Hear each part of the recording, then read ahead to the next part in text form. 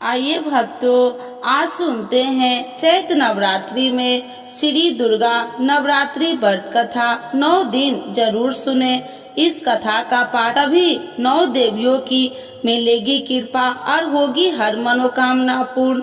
तो एक बार बोलिए प्रेम से दुर्गा महारानी की जय, भगवती माता की जय। श्री बृहस्पति जी बोले, हे ब्रह्मा जी, आप अत्यंत बुद्धिमान, सर्वशास्त्र और चारों वेदों को जानने वाले में श्रेष्ठ हो। हे प्रभु, कृपा कर मेरा वचन सुनो। चैत्र, आश्विन, माघ और आषाढ़ मास के शुक्ल पक्ष में नवरात्र का व्रत और उत्सव क्यों किया जाता है? हे भगवान, इस व्रत का फल क्या है? किस प्रकार करना उचित है? और पहले इस व्रत को किसने किया, सो विस्तार से कहो। श्री बृहस्पति जी का ऐसा प्रश्न सुनकर ब्रह्मा जी ने कहने लगे, हे बृहस्पति देव, प्राणियों का हित करने की इच्छा से तुमने बहुत ही अच्छा प्रश्न किया है। जो मनुष्य मनोरथ पूर्ण करने वाली दुर्गा महादेवी, सूर्य और नारायण को ध्यान करते हैं, वे मनुष्य धन है। यह नवरात्र व्रत संपूर्ण कामनाओं को पूर्ण करने वाला है। इसके करने से पुत्र चाहने वाले को पुत्र, धन चाहने वाले को धन, विद्या चाहने वाले को विद्या और सुख चाहने वाले को सुख मिलता है। इस व्रत को करने से रोगी मनुष्य को रोग दूर हो जाता है और कारागार में पड़ा हुआ मनुष्य बंधन से छूट जाता है। मनुष्य की तमाम विपत्तियां दूर हो जाती है और उसके घर में संपूर्ण संपत्ति आकार उपस्थित हो जाती है। बंध्या और काक बंध्या के इस व्रत के करने से पुत्र हो जाता है। समस्त पापों को दूर करने वाले इस व्रत के करने से ऐसा कौन सा मनोरथ है जो सिद्ध नहीं हो सकता? यदि व्रत करने वाला मनुष्य सारे दिन का उपवास न कर सके तो एक समय भोजन करे और उस दिन बंधावों सहित नवरात्रि व्रत की कथा श्रवण करे। हे बृहस्पति देव, जिसने पहले इस महाव्रत को किया है, उसका पवित्र इतिहास मैं तुम्हें सुनाता हूँ। तुम सावधान होकर सुनो। इस प्रकार ब्रह्मा जी के वचन सुनकर बृहस्पति जी श्री ओम बोले, हे ब्राह्मण, मनुष्य को कल्याण करने वाले इस व्रत के इतिहास को मेरे लिए कहा। मैं सावधान होकर सुना। श्री ओम रहा हूँ, आपकी शरण आई हूँ, मुझ पर कृपा करो। ब्रह्मा जी बोले, पीठित नाम के मनोहर नगर में एक अनाथ नाम का ब्राह्मण रहता था। वह भगवती दुर्गा का भक्त था। उसके संपूर्ण सद्गुणों से युक्त मानो ब्रह्मा की सबसे पहली रचना हो ऐसी अर्थात नाम वाली सुमित नाम की एक अत्यंत सुंदर कन्या पैदा हुई। वह कन्या सुमित अपने घर के बालकपन में अपनी सहेलिया के साथ कीड़ा करती हुई इस प्रकार बढ़ने लगी जैसे शुक्ल पक्ष में चंद्रमा की कला बढ़ती है। उसका पिता प्रतिदिन दुर्गा की पूजा और होम किया करता था। उस समय वह भी नियम से वहां उपस्थित होती थी। एक दिन वह सुमित अपनी सखियों के साथ खेलने लग गई और भगवती के पूजन में उपस्थित नहीं हुई। इसके पिता को पुत्री की ऐसी असावधानियां देखकर क्रोध आया और पुत्री से कहने लगे कि हे दुष्ट पुत्री, आज प्रातः से तुमने भगवती की पूजा नहीं किया। इस प्रकार मैं किसी कुष्ठी और जय माता दी दरिद्र मनुष्य के साथ तेरा विवाह करूंगा। इस प्रकार कुपित पिता के वचन सुनकर सुमित को बड़ा दुख हुआ और पिता से कहने लगे कि हे पिताजी, मैं आपकी कन्या हूँ, मैं आपके सब तरह से अधीन हूँ। जैसे आपकी इच्छा हो मेरा विवाह कर सकते हो। होगा वही जो मेरे भाग्य में लिखा है। मेरा तो इस पर पूर्ण विश्वास है।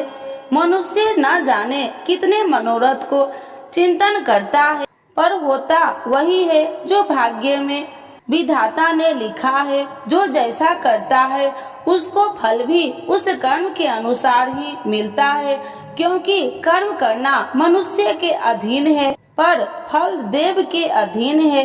जैसे अग्नि में पड़े हुए तीन दी उसको अधिक प्रतिदीप्त कर सकते हैं, उसी तरह अपनी कन्या के ऐसे निर्भरता से कहे हुए वचन सुनकर उस ब्राह्मण को अधिक क्रोध आया।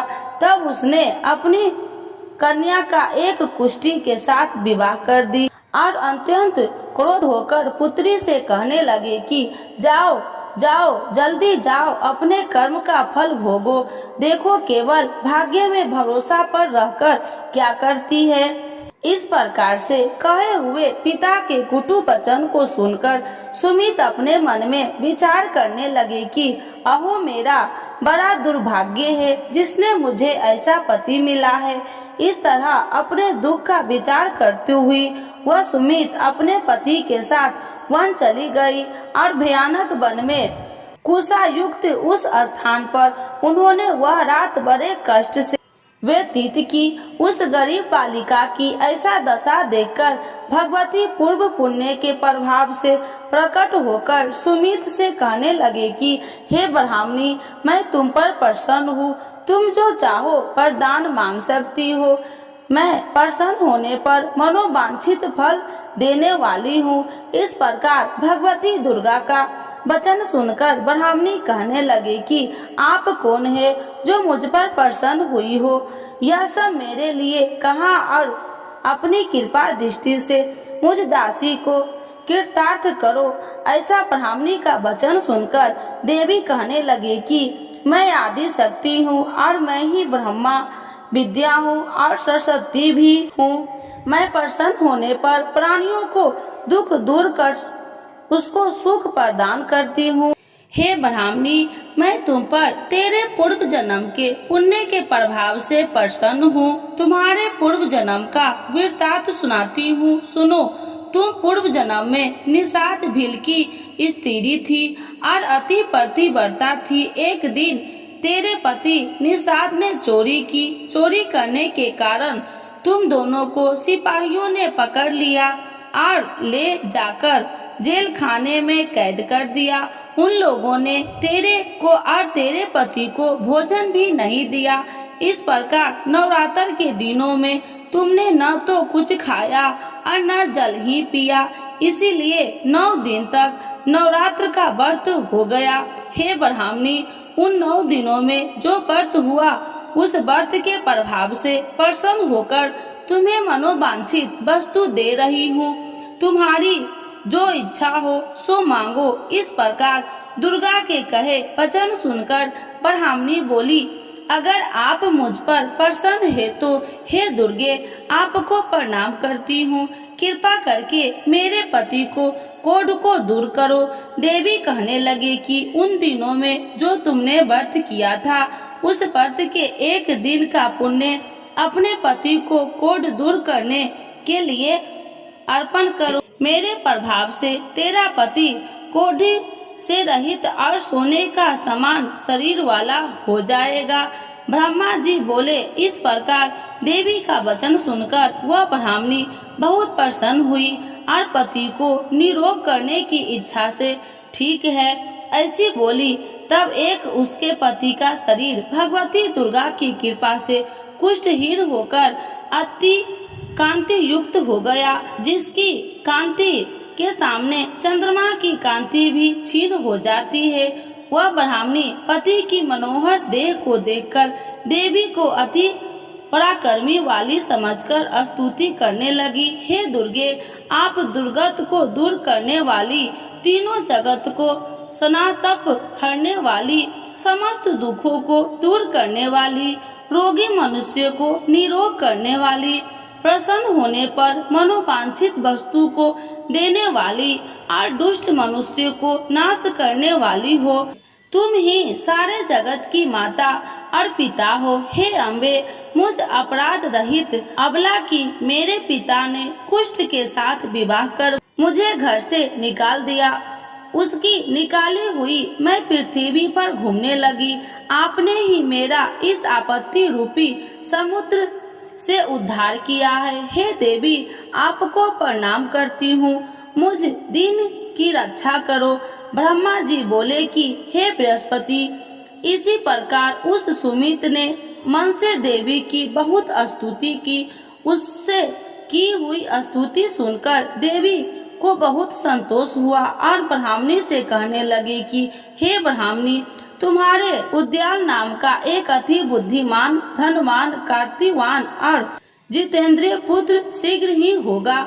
ऐसा कहकर वह देवी उस ब्राह्मणी से फिर कहने लगी कि हे ब्राह्मणी, और जो कुछ तेरी इच्छा हो वही मनोवांछित वस्तु तुम मांग सकती हो। ऐसा भगवती दुर्गा का वचन सुनकर सुमित बोली कि हे भगवती दुर्गे, अगर आप मेरे पर प्रसन्न है तो कृपा कर मुझे नवरात्रि विधि बताइए। हे दयावती, जिस विधि से नवरात्र व्रत करने से आप प्रसन्न होते हैं, उस विधि और उसके फल को मेरे लिए विस्तार से वर्णन करें। उस प्रकार ब्राह्मणी के वचन सुनकर दुर्गा कहने लगी कि हे ब्राह्मणी, मैं तुम्हारे लिए संपूर्ण पापों को दूर करने वाली नवरात्र व्रत विधि को बतलाती हूँ, जिसको सुनने से तमाम पापों से छुटकारा, मोक्ष की प्राप्ति हो जाती है।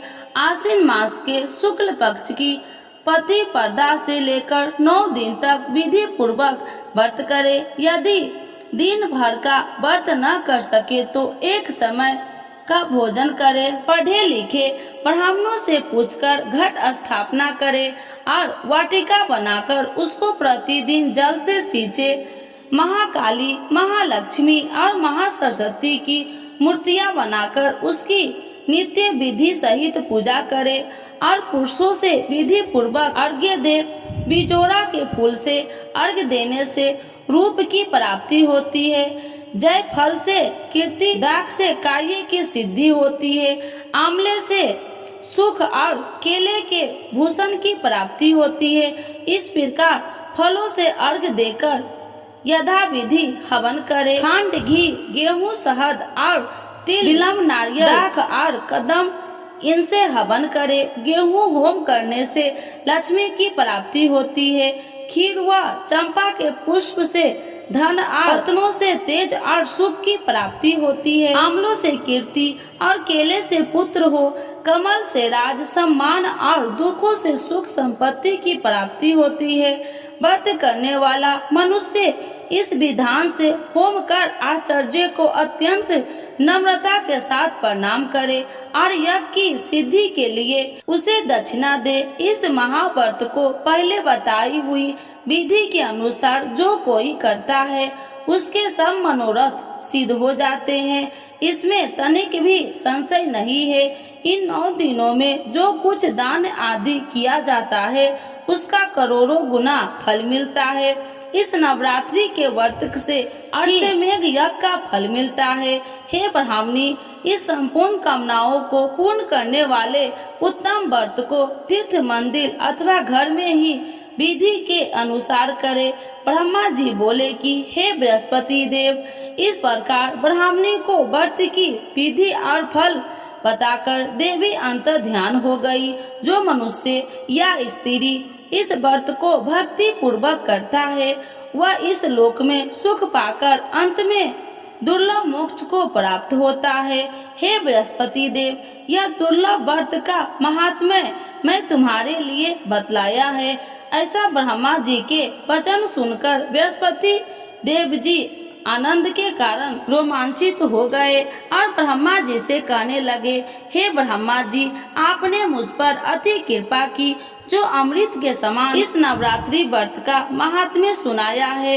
हे प्रभु, आपके बिना और कोई इस महात्म्य को सुन सकता है। ऐसा बृहस्पति जी के वचन सुनकर ब्रह्मा जी बोले कि हे बृहस्पति देव, तुमने सब प्राणियों का हित करने वाले इस व्रत अलौकिक व्रत को पूछा है, इसीलिए तुम धन्य हो। यह भगवती शक्ति संपूर्ण लोकों को पालन करने वाली है। इस महादेवी के प्रभाव को कौन नहीं जान सकता है। तो एक बार बोलिए प्रेम से दुर्गा महारानी की जय, नव दुर्गा माता की जय, भगवती माता की जय।